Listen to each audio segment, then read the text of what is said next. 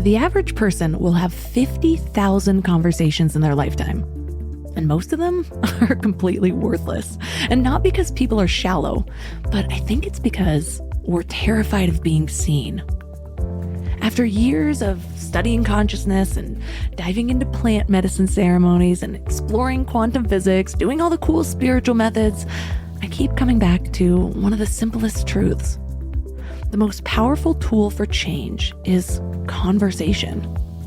Real, raw, vulnerable conversation. I see this all the time in coaching. I mean, think about it. What is therapy? What is coaching? At its core, it's two people talking. But not just any kind of talking, because we don't change when someone tells us what to do. We change when we come to our own realizations through dialogue. When we hear ourselves say something that we've never admitted before. When someone asks us that one question that cracks everything wide open.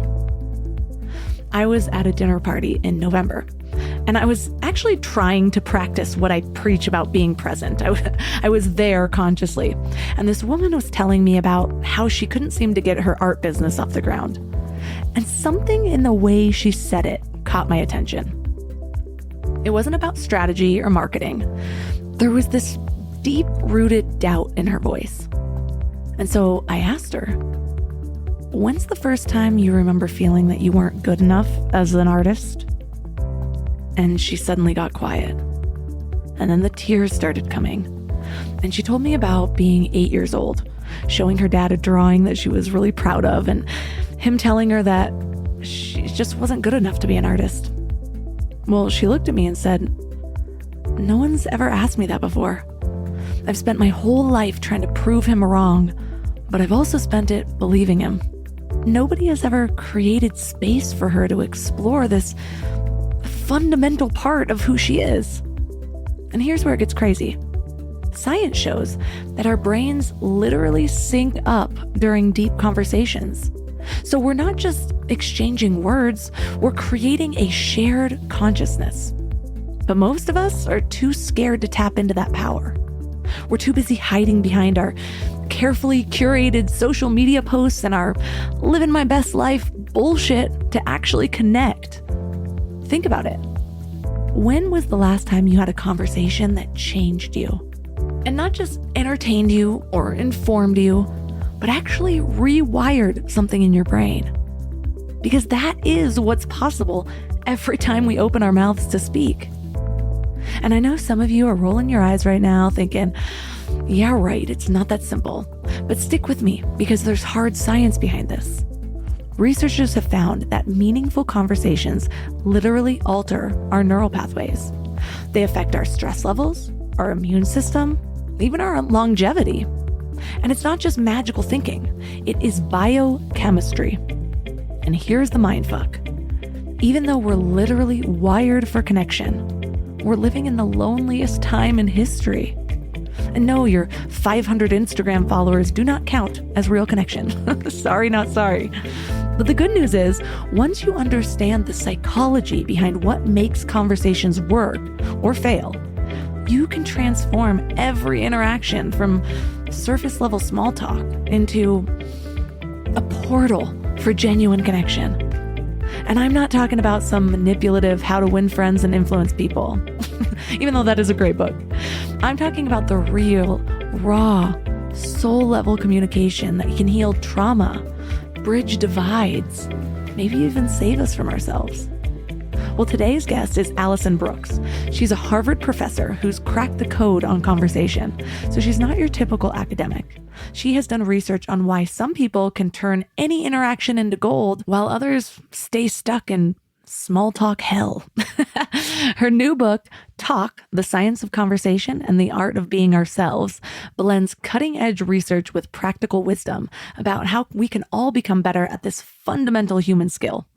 So in this episode, you'll learn the hidden psychological patterns that are sabotaging your conversations before they even start, how your attachment style is secretly running the show in every interaction and what to do about it, and the counterintuitive science behind why being more vulnerable actually makes you more powerful. This show is sponsored by BetterHelp. You guys, workplace stress is killing us. 61% of people are dealing with stress levels that are way beyond normal. So if you're feeling it, you are not alone.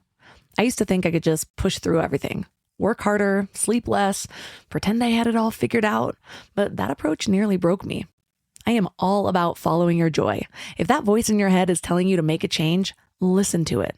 Maybe you are ready to quit your job. Maybe you do need to flip your whole life upside down. But either way, you need support and tools to navigate it well.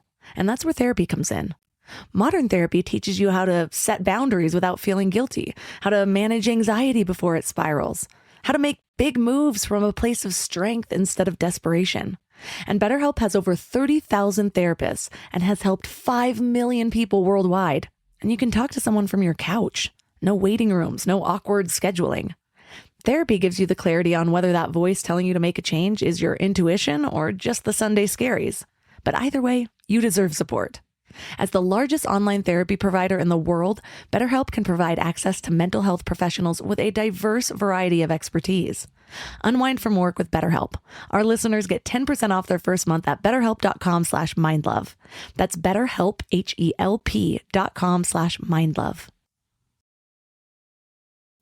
Let me ask you something. How much time did you spend last week thinking about what to eat? Planning meals, making grocery lists, wandering around the store like a lost tourist. I used to waste entire Sunday afternoons on this, and it was exhausting. Then I found Hungry Root. Hungry Root fills your cart with personalized picks and plans your week of meals, getting smarter with every order. They have over 15,000 recipes to choose from each week, and most are ready in 15 minutes or less. I'm actually headed to Michigan this week, and I had my Hungry Root order delivered there. So I already know that I have meals ready and plenty of snacks for the kids without scrambling to find a grocery store. It's just handled. And what I love most is their smart cart technology. It learns what I actually like and then recommends groceries, recipes, and supplements just for me. So no more buying spinach that rots in my fridge. They screen out over 200 additives and only source high quality ingredients. The time I've gotten back has just been life-changing. So take advantage of this exclusive offer. For a limited time, get 40% off your first box, plus get a free item in every box for life. Go to hungryroot.com/mindlove and use code MINDLOVE. That's hungryroot.com/mindlove, code MINDLOVE, to get 40% off your first box and a free item of your choice for life. hungryroot.com/mindlove, code MINDLOVE. As you're evolving, especially if you're on a path of growth and rapid change or evolution, it's possible that like most people who know you knew you as a different version of yourself and probably developed a sort of shared reality and understanding of you and understanding of your relationship based on an almost outdated version of who you are and what types of relationships and interactions you're looking for. And so they need to evolve with you, or in a way they will be sort of left behind. Turn up your frequency with Mind Love. Bite-sized brain hacks for seekers, dreamers, and doers. It's time to give your mind a little love with your host, Melissa Monti. So what led your interest in studying communication?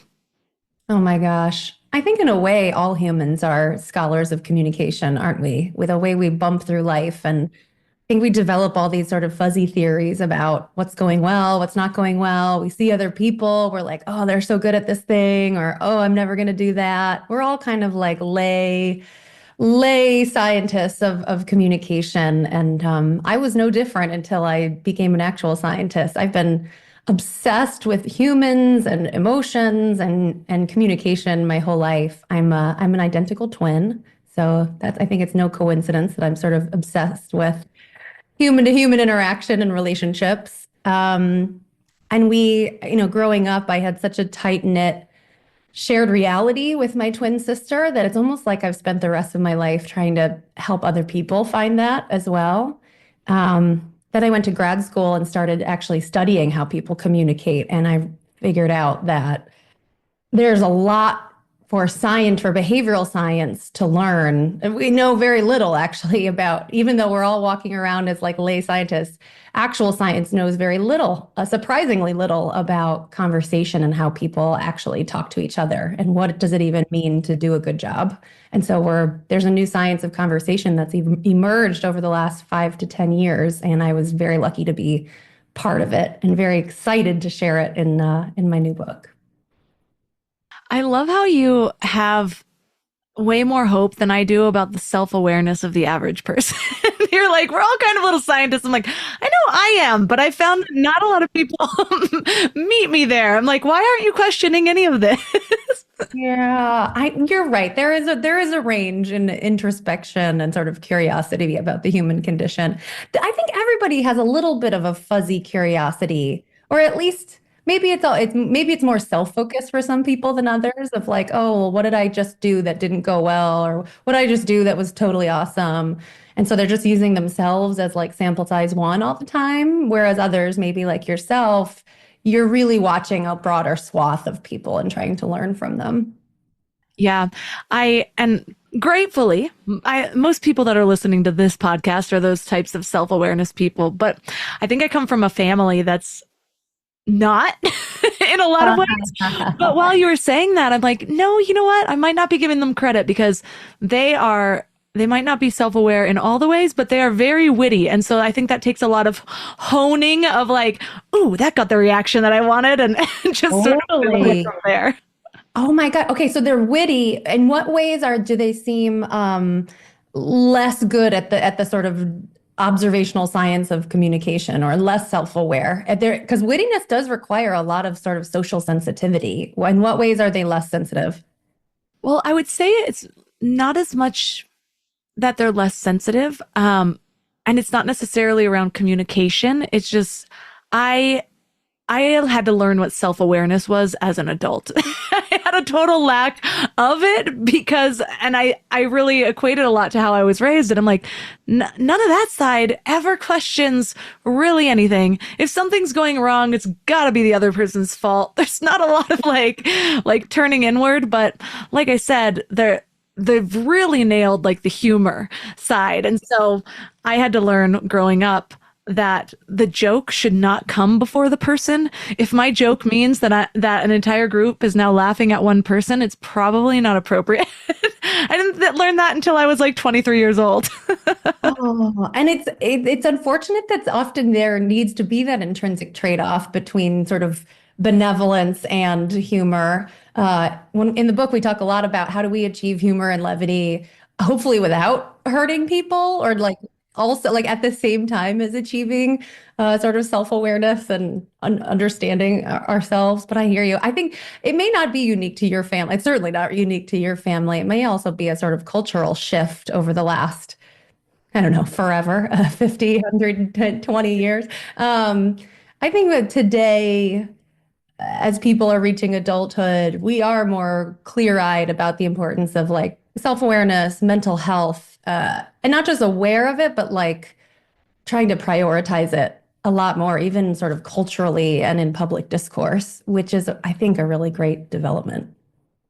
Yeah, and what I love about your approach is you say that conversation is a coordination game. And I would love for you to explain what that means, but it hit home for me because I've just worked in apps and tech for so long that my brain works that way. I'm like, how can I gamify this experience? Or even when I'm trying to do something new or get better at something, I find little ways to gamify it or to give myself little dopamine hits so I'll actually come back to my own challenges. Totally. So there's the coordination part of it, and then there's the gamifying part of it. They're both really important. Since the middle of the 20th century, scholars, economists, and game theorists have talked about coordination games. Sometimes they call them coordination puzzles or problems. But in the book, we call it a coordination game for the reason you're saying. I think it's very important to think of it in this sort of gamifying sense and have a little optimism. Like it's not a problem. It's like it's a game, and a game that we should enjoy playing and sort of have to play. So let's enjoy it. Coordination and the coordination games in the classic sense are any time two or more people make independent choices without talking to each other that have interdependent outcomes. So a canonical example is like the game of chicken, where people are hurtling towards each other and they're getting closer and closer, and they both have to make this choice. Do I veer right or do I veer left? And they have to make that choice without talking to each other. But whatever they choose is going to influence whether the two people collide or sort of narrowly miss each other and pass smoothly and successfully. That one's called a cooperative coordination game. You're hoping that the other person chooses the same thing that you do so that you pass each other and you don't collide. There are non-cooperative coordination games where people are sort of incentivized to choose opposite things from each other. A canonical example of that is the prisoner's dilemma, which a lot of people have probably heard of. There's like two people who've been brought into jail. They're being questioned in separate rooms. So again, a coordination environment because they can't communicate directly with each other. They're both facing this decision. Do I snitch on the other person or do I stay silent? If both people stay silent, they'll go to jail, but not for very long. If they both snitch, they both go to jail for a really long time. So it seems obvious that they should just stay quiet about it, but they both have a temptation to snitch, because if they snitch and the other person stays quiet, they get to walk free and the other person stays in jail. So this is a non-cooperative coordination game where you're trying to sort of guess, what is my partner going to do? And we're incentivized to betray each other. So anyway, in the mid, so conversation, every conversation is sort of like these very simple one-shot decisions because we're constantly making little micro decisions without communicating with each other. Like, what should we talk about? What should we disclose to each other? What should I ask you? What should I not ask you? Should I ask about your kids? Should I ask about your mom? Should I tell you about, my acupuncture? Should I not? We're making and every one of those little choices is like a little mini coordination game. And the conversation as a whole is like this constant, relentlessly unfolding, massive coordination game. And unlike the game of chicken, it's not just one choice, right? It's like many, many, many choices. And so, of course, we as humans constantly bungle those coordination choices. Like, some of them go well, some of them we pass each other smoothly, and sometimes we get to like not be in jail for too long, but sometimes we mess it up and we both snitch and we both have to stay in conversation jail for too long. And that's the book sort of seeks to help us at least confront or approach this coordination game with a bit more confidence and more skill than we might have naturally.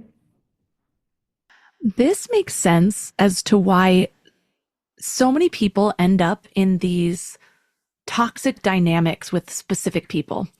Like, I feel like we almost all have somebody in our lives where we're like, what is it? My conversations go so well with everyone else, and whenever I'm talking to you, it's just like we butt heads and everything ends up becoming like a disagreement.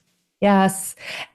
I think often we sort of attribute it to we're incompatible people or we have a toxic relationship, when in fact there probably was one sort of inciting moment. There was a first seed of a moment where you had your first disagreement that probably wasn't managed well, that sort of spiraled downward. And when you've landed in this equilibrium in your relationship where you've developed habits of how you relate to each other, what you know about each other, how much you like each other or dislike each other, that you've landed in a sort of unhealthy or toxic equilibrium. It's very hard to break out of that kind of toxic equilibrium. But you could remain hopeful that you could do, even with the best conversation skills, even that you could do. There's an exercise I make my students do. I teach this course at Harvard called Talk. And one of the final project options is called the relationship reboot, where they have the option to reach out to someone that they've lost touch with entirely. Like, not only was it toxic, but they no longer are in touch. And they reach out and they schedule a couple conversations to try to reboot a meaningful relationship with that person. They're some of my favorite projects because it's hard to do that. It takes a tremendous courage and tremendous sort of vulnerability to do that. And when they do it well, it's quite moving.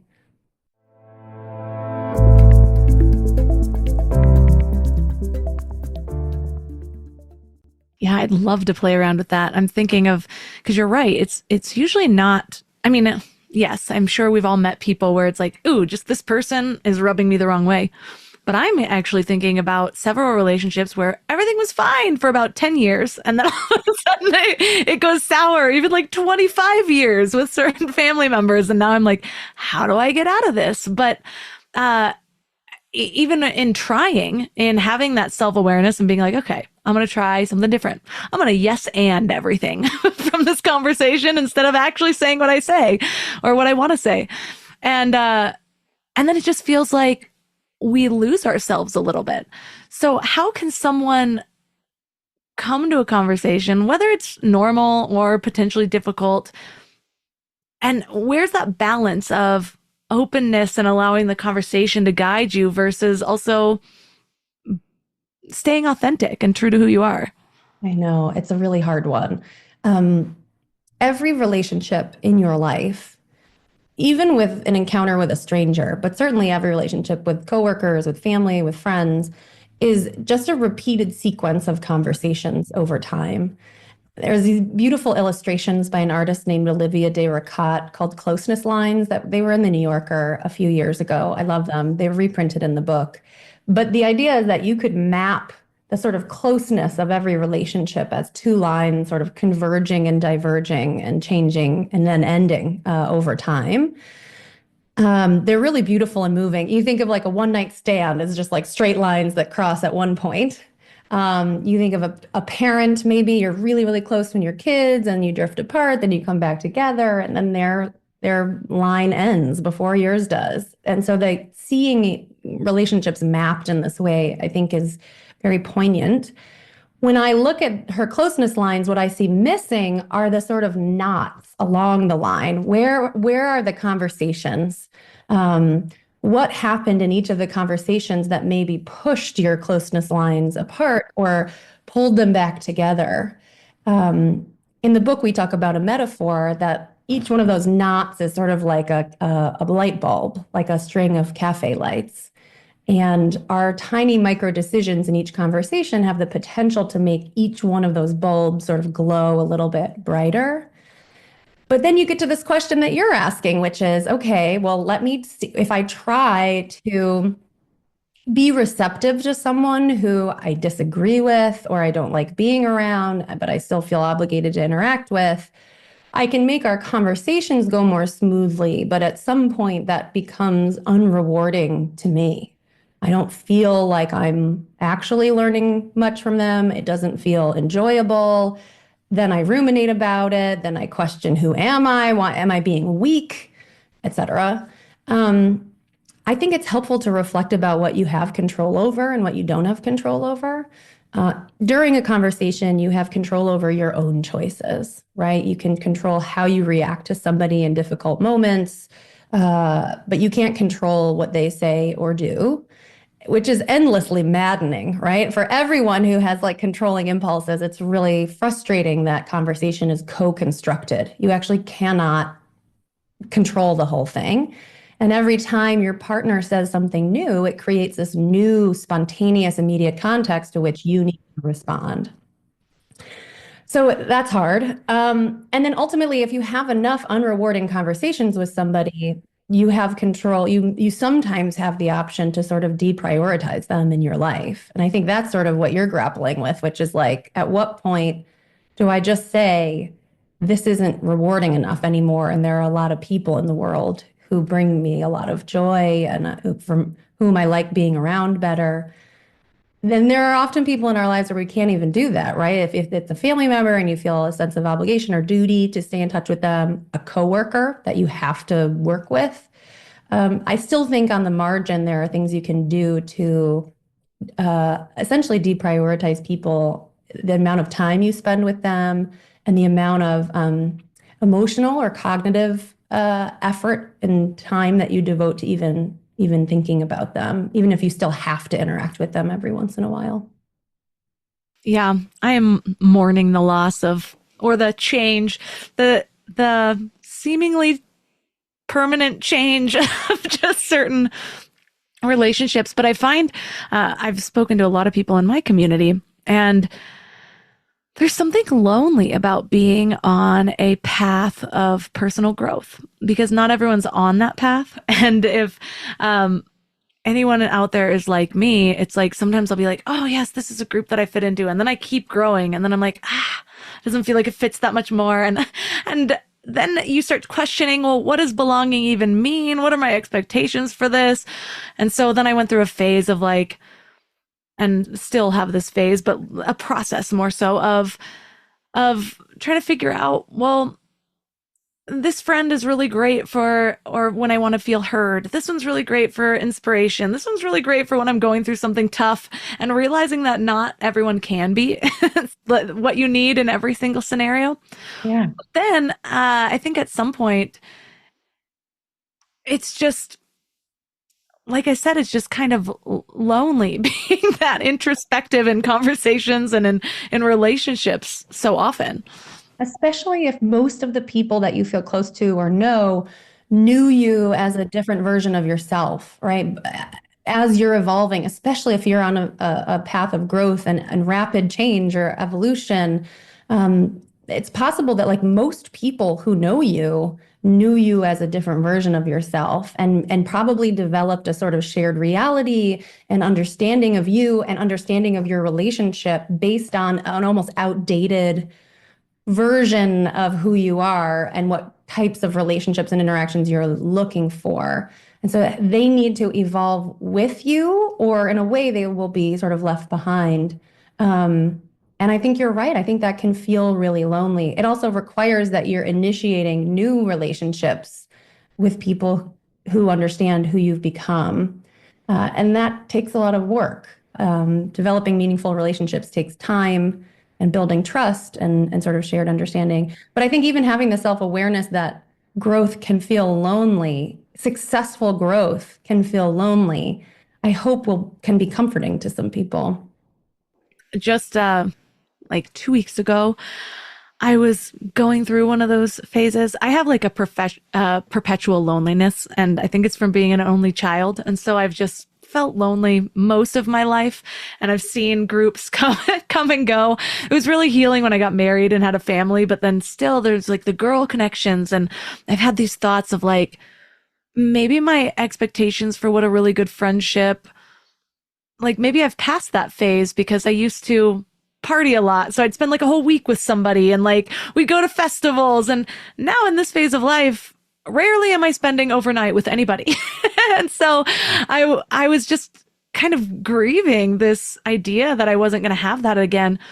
But then I got really specific and I thought, well, okay, what is going on? Well, there's actually a great group of people up here, and there's a lot of moms, but it's hard to bond because there's our toddlers running around. So I decided to have my own little girls' night and had people over, and we had like the question decks because I was like, I don't want to bring people over and then like end up talking about just the kids again or whatever and not go deep. And so I was like, how can we actually get deep? So I got the question cards out, and everyone was like, this is exactly what I needed. And so I just share this because what if it's a projection? What if it's like, okay, well, I'm expecting other people to do something. Well, then why don't I do it? Or what is it that I need? Figure that out and then find a way to bring that to me. Right. We passively wait for someone to solve our loneliness when sometimes it takes proactive effort. That sounds so fun and like exactly the right thing to do. Otherwise, the conversation will revert to nap schedules and diapers and whatever, among really lovely people who have a lot more to talk about, but need a sort of external nudge when so much like of parenting and motherhood and is always so top of mind. I actually think that's a major takeaway from the book, which is left to our own devices, even well-meaning, interesting, smart people tend to revert to salient topics, things that are easily grabbed from your lived experience that day, or something that's happening in the environment, like a kid wanders through and then you start talking about that kid or about kids in general. It's so easy to sort of revert to those easy topics, but it's not necessarily the pathway to the most rewarding, fun, enjoyable, interesting conversation. And so sometimes we need a nudge and some preparation to get past the easy topics, the convenient topics. what kind of topic preparation do you recommend? And how? Do we have it for different circumstances? Do you just have your like go-to deep questions? I kind of have those for when I meet strangers. I'll just ask them something. I try to find something as inappropriate as possible, but it goes pretty well. Can you tell me one of your go-to stranger questions? Well, I actually just sat down. I went to have a happy hour meal. I don't drink alcohol, but I was just sitting at the bar at Tommy Bahamas, and this other guy comes and sits next to me, and I just turn to him, and usually my first one is, "Are you the type of person that talks to strangers?" And I do it like really deadpan. And so people get uncomfortable even just by that.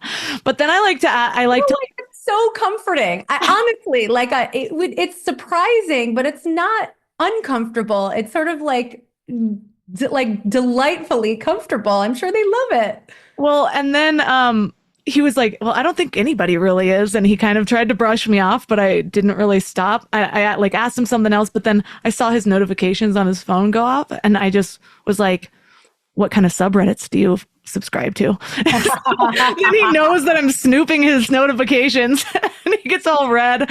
And then at one point he said something about something, and I was like, "Are you a Republican?" And he like looks at me all terrified, and I was like, "Is it terrifying when someone from Southern California asks you if you're a Republican?" It was just like, I just kept going because I could tell I was older than him, and it was fun for me. But yeah, just little things like that. I like to like just, I don't know, not be a normal person. I love that. I love that. I wish there were more people like you. I feel like it's like a great litmus test. Some people, if you ask them those questions, would be so delighted to talk to you about it. And other people are like, no, thank you.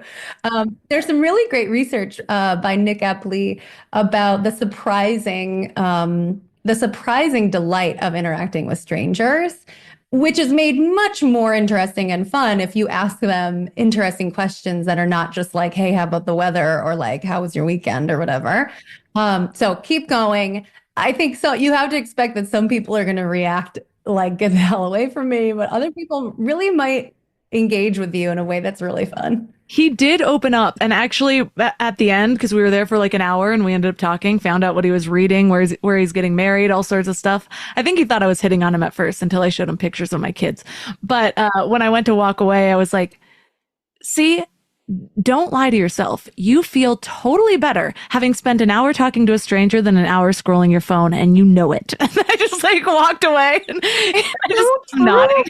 It's so true. There's another great scholar, Gillian Sandstrom, who's in the UK, who her whole life and all of her work is devoted to the like surprising joy of connecting with strangers in weird places, unexpectedly. And that's her whole argument, which is like 10 minutes, 20 minutes, an hour spent talking to a stranger is almost always going to bring you more joy and more learning than doing many, many other activities that we tend to do these days, like doom scrolling.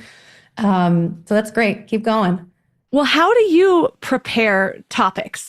Because Okay, good. I'm thinking that I want like age group topics. Like one of the questions I ask older people a lot is, I just asked a man in the post office line this. I'm like, "Since you've been alive, what has been our strangest technological advancement to actually like accept into your life?" And he said, "These damn phones, man." Like, "My grandkids barely look at me." And I was like, "Oh my God, I know." We miss the 90s. I wish he had said like I don't know, like a medieval trebuchet or like a horse-drawn carriage or something. I don't know. No, but it has to be the phones. Oh man, it's almost empowering. It's comforting to hear it from somebody who lived so much life without them. Yes. That's very, very nice. Okay, but back to your question. Sorry, I'm taking you on digressions, fun digressions. So there's so many ways that you can stratify questions. So topic prep in general is easiest and most effective when you already know somebody, because then you can personalize it. You can think about, what did you talk about the last time you were together? What's been happening in their life? What's been happening in your life since the last time you talked? You can think, what have they been doing that they're going to find interesting? What's that Onion headline that reminded you of them? Like, you can just stockpile all of these questions and ideas and things to catch up on that are going to fill your conversation with so much to almost everyone I talk to. I feel like there's so much to talk about. We could never get to all the good stuff because it pushes you to think about them when you're apart. Right. And that's a huge part of kindness, about being other oriented, about real connection, is like, yeah, you're spending time thinking about them when you're not together. So then the precious moments that you're able to do meaningful, exciting, fun, productive things together. So personalized prep for people you know. It doesn't have to be complicated. It can just be like, oh yeah, by the way, like last time we talked, she said she was thinking about guitar lessons. I should ask her if she did anything about that. Or, oh yeah, she was obsessed with this like skirt. I wonder if she went and bought the skirt, right? Or she was working on this thing at work. I wonder if that went anywhere. I'm going to check in with her about it. Just small stuff. And you can just think about it and try to remember. You could jot it down on a little piece of paper. I like making notes in my Google Calendar and then just like sort of looking at it quickly before I start talking to somebody. It literally takes like 15 seconds and be like, oh yeah, I need to ask about their dad. Their dad was sick. So I got to check in and see how he's doing. That makes the conversation so much better, so much smoother, less anxiety inducing, less awkward, because you have so many ideas about meaningful, important things to talk about with them. It will feel sort of chock full of goodness. Then you get to the category of people that you don't have as much shared reality with, and it's harder to personalize topics. Sometimes this is acquaintances or people in the workplace, but sometimes it's literally like strangers, like people in line. And I think your instinct is right. For all of these types of people, you can develop topics that are good for different like archetypes, right? Like different age groups, people who are much older than you. You can ask them about their experiences with technology, or like, what are they excited about these days? Oh, I know that old people tend to feel marginalized because they're retired and nobody respects them anymore. Let me ask, like, what are you working on these days that you think is important? Because nobody's asking them that anymore. So just thinking ahead about young people probably dying to talk to somebody about like, what are your hesitations with technology? What are you loving about technology? What are your parents making you do that you don't want to do? What are they helping you do that you love? Right? So talking to people that they don't usually get to talk to, you could think ahead. What are things that would be enjoyable for them to engage about? For almost any archetype of any person, a barista at Starbucks, like just think ahead and say, okay, next time I get my coffee, I'm definitely giving them a compliment. That's going to make their day. That's topic prep. And then you're more likely to actually do it when the time comes and make that interaction just like a little bit more meaningful.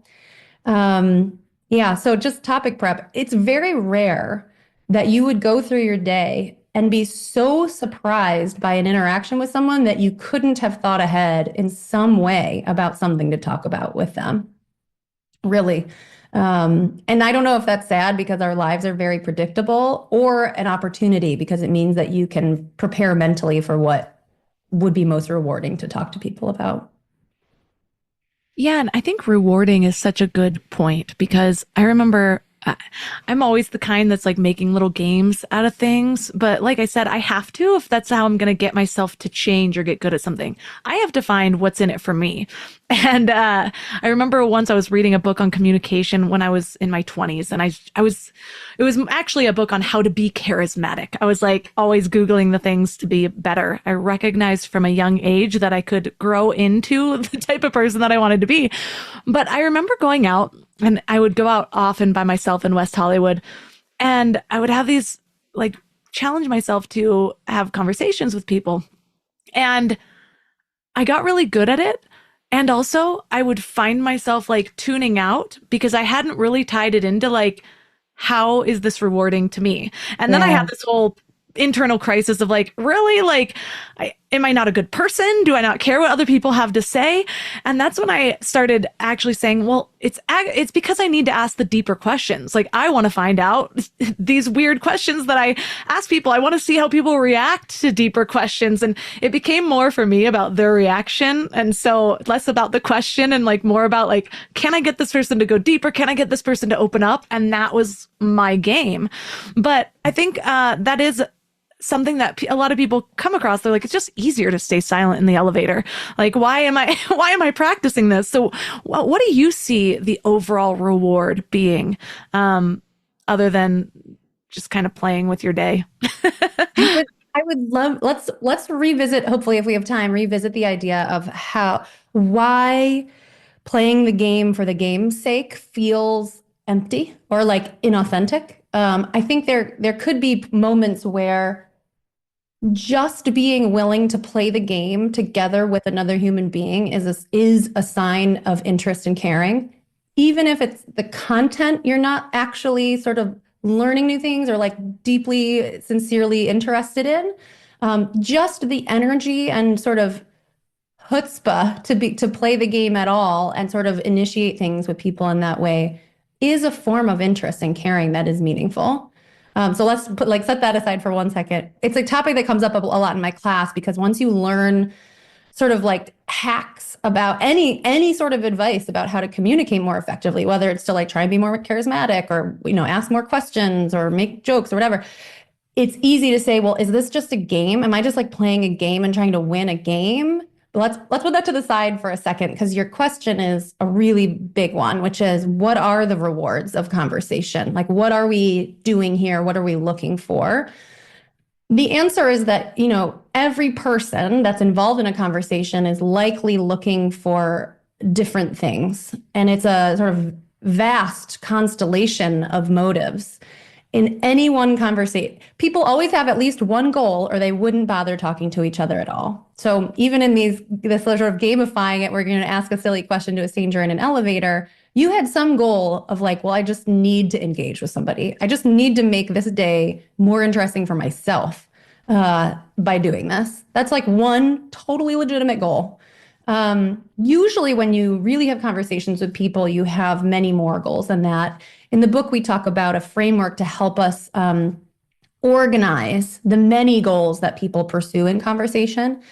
There's no judgment about that, like one goal is more important or better than another. The idea is like, let's develop more self-awareness about what the possible goals are so that we can just have like a little bit more awareness of what are we aiming for, even if it's just to be polite. Like sometimes you just need to uphold the expectation that you need to respond to somebody when they're talking to you. That's a legitimate goal. Like, good for you. You're a polite person. Great. Sometimes it's just to be together and have fun, right? Sometimes when I talk to people, they're like, well, I don't have a goal when I'm talking to my kid. I just love them. I'm like, that is the goal. Like, you want to express your love to them. You want to understand their mind. You want to be together. Like, there's so many goals just there. And like, I'm just with them and I love them. So this framework that we talk about, we call the conversational compass. There are two axes. The horizontal axis is relational. So it maps our goals from high relational goals that aim to help the other person or help the relationship, all the way down to self-interested goals that serve you. That does not mean that they're evil. It just means that it's stuff that as humans, we have to look out for ourselves, for safety, for survival, for learning, for all of these things. So that's the horizontal spectrum. The up and down sort of y-axis of this compass is informational goals. At the top are high informational goals where we're seeking to exchange a lot of information. It's sort of the most obvious point of conversation. It's why humans evolved the capacity for dialogue at all, is to exchange accurate information. It's where making decisions, brainstorming, persuasion, learning, teaching, advice all live in this sort of high informational world. But what's really important, and we often forget, is that we have tons of low informational goals. Like often we don't actually want to exchange a lot of information. Sometimes we just want to be together and like chill out and have fun together. Sometimes we want to feel safe and protected, or even like keep a secret or conceal information. That's not bad or evil. That's just a low informational goal. And so we live in all four quadrants of this compass. The high relational, high informational is about connection. High relational, low informational is about enjoyment and savoring. Low informational, low relational is protection, like safety, secrets, protecting your time, protecting information. That's really important. And then the low relational, high informational is about advancing your own needs, right? So it's learning, it's persuasion, it's getting advice. And a lot of high achievers focus a lot on those sort of selfish, high informational goals and sort of neglect the importance of other people's goals and those low informational goals like enjoyment and having fun. In every conversation, every person is walking around with this constellation, this compass in their mind of what they're hoping to get out of the interaction. And to figure out what success even means, you need to know what they want to achieve. That's the measurable outcome. So in this, let's say in this conversation, Melissa, we didn't know each other beforehand. I really want to enjoy it. I want to learn from you. You want to learn from me. You're curious about the book. We want to share information about the book with, future listeners. So even here, we have a really complex constellation of motives. And the motives probably differ between your guests. So like my goals, I care a lot about having fun. Like that may not be true for some other people that you interview about their work. They may just want to sell, sell, sell. And you can probably feel that difference when you're talking to people. So just having a bit more awareness about what our goals are should guide the topics we talk about and how we behave when we're together.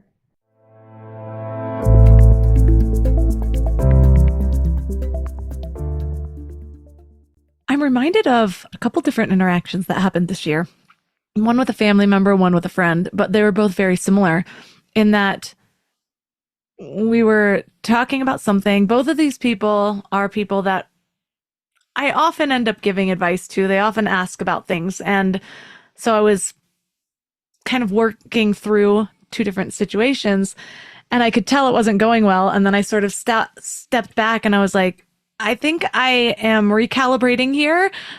You right now you're wanting to be heard and not have any advice. And it's something my husband and I do quite a bit. Usually it's reversed where he's like, do you need support or like guidance? And I'm like, support, always support. Well, sometimes though, like that's something I've learned, especially with toddlers. Like that's just a thing. First, hear them, get down on my knee, cry with them, whatever they need, before I'm going into teaching mode. But sometimes that's not always clear. And just like we talked about, people have these different roles. What have you found is most effective in figuring out beforehand? Is it just as simple as a blatant ask, or should you just sort of try to calibrate like a missile until you realize that you're off track? The more you interact with somebody, the better you know someone, the more you interact with them, the better we get at figuring out what someone wants in the moment. So this is when we get to the K of the talk acrostic. K is kindness. And this is the underpinning of kindness. It's figuring out what other people need and then doing everything you can to help them get what they need. The figuring out what people need, though, is not straightforward at all. We get back to that coordination game, like the game of chicken. We're so often guessing what somebody else needs, what they're going to do, and how we can help them. And sadly, the sort of old adage of like, just put yourself in their shoes is not very effective. Humans are not good at putting themselves in other people's shoes. We're not good at guessing what other people need, even people that we know really well. We often rely too much on our own needs and sort of project them onto other people. It's called egocentric projection. So like, I want to give you advice, so I'm going to guess that you want my advice, or like, for whatever set of goals is unfolding. So yes, the best and so far in science, the only way to figure out what somebody needs is to ask them directly. It's the most direct pathway to perspective taking into mutual understanding. It's the first step. There are some times when you can assume, like most people, almost everyone requires validation and affirmation before you go on to do anything else. So whether you're going to go on to disagree with them or teach them or give them advice or ask them for advice or whatever, almost everyone requires that you validate their feelings before you do anything else. You can almost assume that that's the case, not always. But the question of what do you need from me right now is incredibly powerful. And we don't ask it enough. And so then we're bound to get it wrong. Even with people that we interact with all the time, especially like your friend and your family member that you were describing. If you have a history of interacting a certain way and you have this sort of equilibrium of them coming to you for advice, it's logical that you would assume they again want your advice. So when they don't, it's important that you figure that out, that they tell you, hey, this time, actually, I just want a hug. Otherwise, you're gonna get it wrong. Sometimes I think we can, in our heads, make it more difficult than it actually is because it feels vulnerable asking. Whether you're asking for help in how to converse or whatever it is, like, I should know this. But even just in that line, what do you need from me right now? Yeah.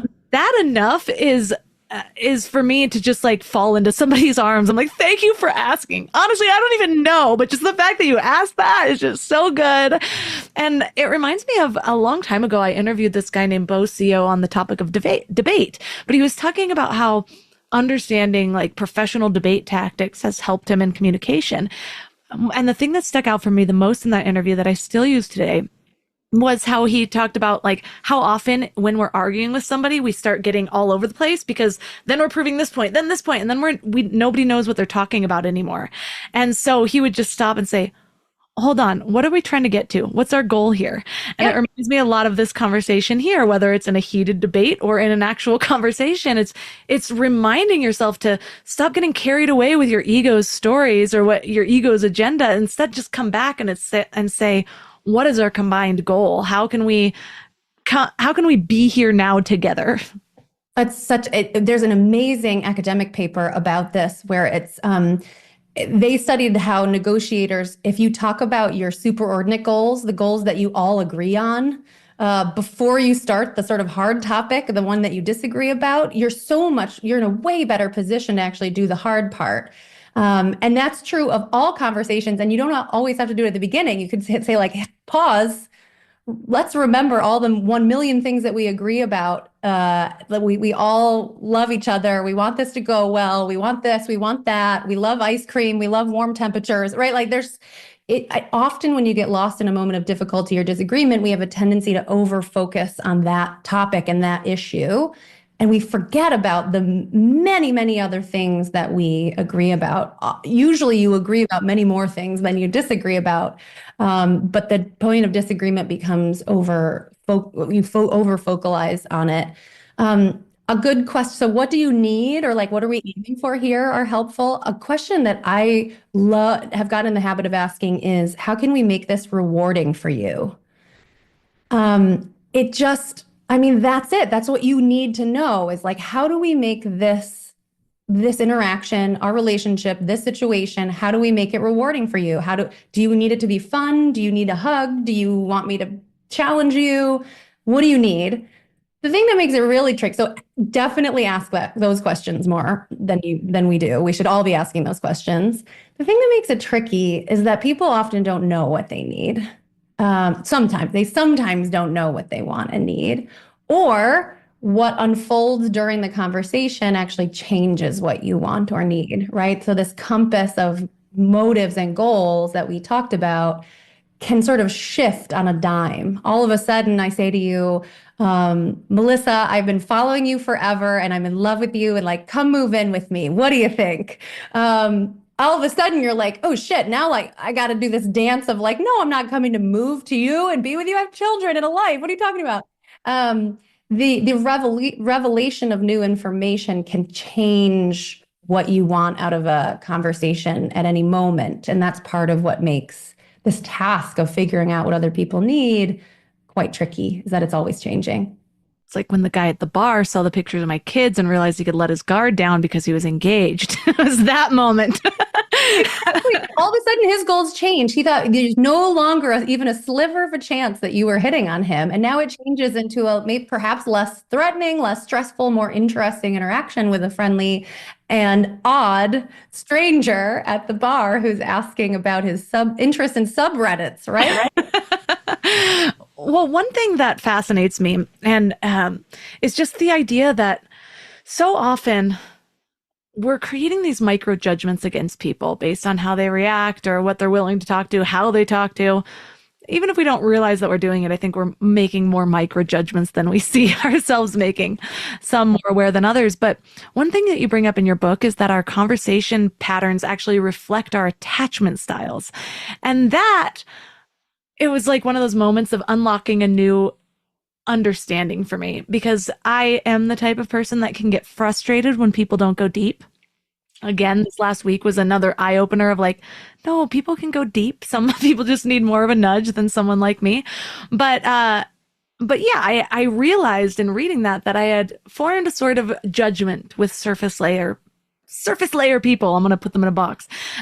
So tell me how our conversation patterns reflect our attachment styles, Yeah. and how childhood experiences shape that.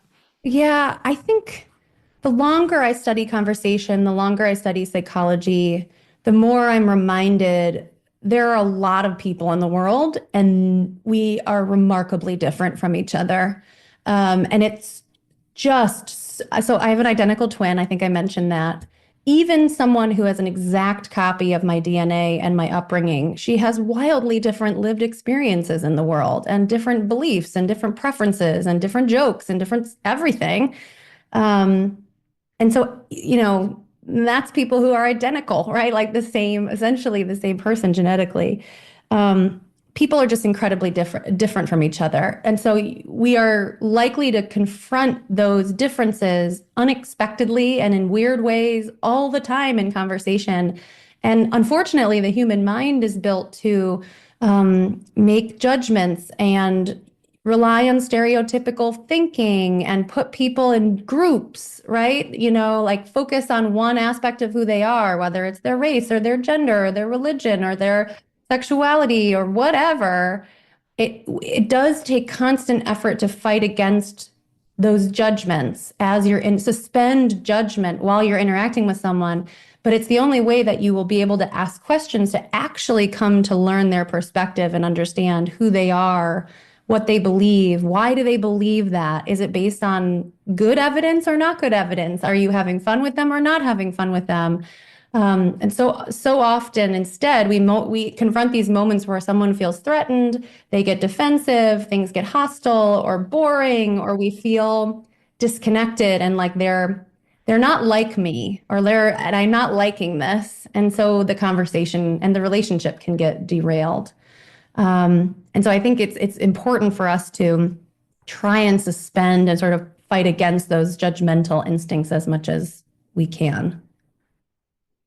Well, there's so much that we did not even have time to touch on. And so for anyone listening, if you really want to up your conversation game, there's so much in here, like emotional intelligence, how generational trauma plays in your communication patterns, like even how conversation can help you process trauma. There's so much good stuff. But I love leaving listeners with one challenge, action item, thought to just sort of bring this episode throughout their week and give them something to play with.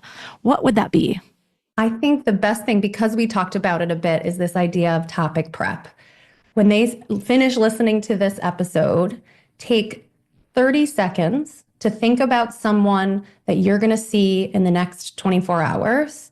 Think about what you talked about the last time you saw them, what they've been up to in the time since then, what would be fun to talk to them about or productive or meaningful. Jot it down in your Google Calendar notes or on a little piece of paper, and see how helpful it is when you actually see that person very, very soon. Give topic prep a try, even if it feels very aversive to you. Give it a shot and you'll see how great it is. Well, for listeners that want to learn more about you, connect with you and your book, where's the best place for them to find you? Awesome. I'm on LinkedIn. I'm on Instagram, Prof. Alison Brooks. I'm at AlisonWoodbrooks.com. And my book, Talk, The Science of Conversation and the Art of Being Ourselves, launches on January 21st. It's available for pre-order now, and the world needs it. I urge you all to go out and check it out.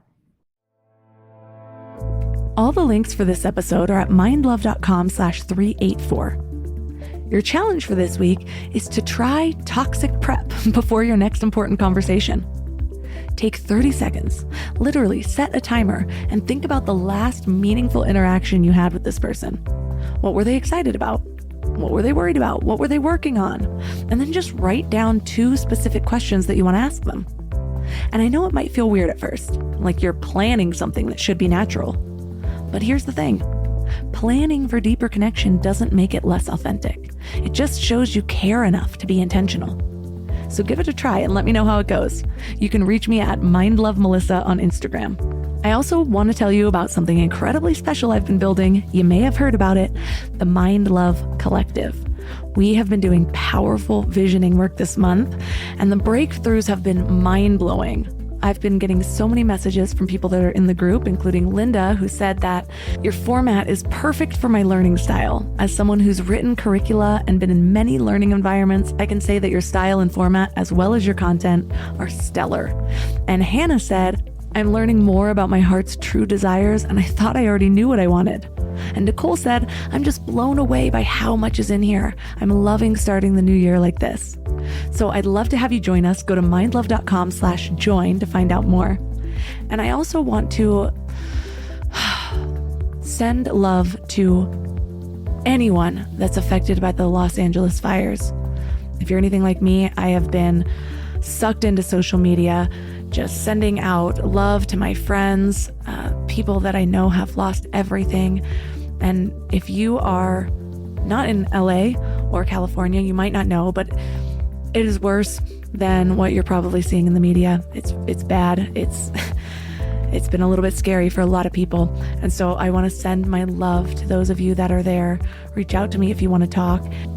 If you have been personally affected by the fires and you want something positive to focus on, please reach out to me. I will let you inside Mind Love Collective for free. And just know that I am praying for you every single day. Well, that's all for today. So thanks for giving your mind a little love today, and I'll see you next week. Thanks for tuning into Your Higher Frequency with Mind Love. Head to mindlove.com for a free gift to keep your vibes up until next week.